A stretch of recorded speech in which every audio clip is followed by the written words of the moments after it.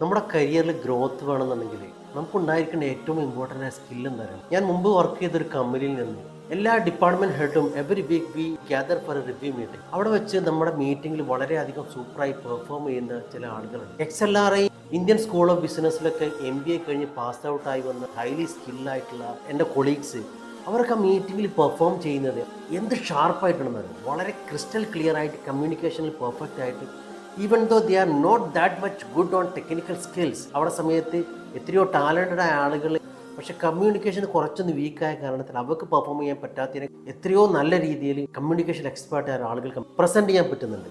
നമ്മുടെ കൂട്ടത്തിൽ എത്രയോ ടാലൻറ്റഡ് ആയ ആളുകൾ, എത്രയോ സ്കില്ലുള്ള ആളുകൾ.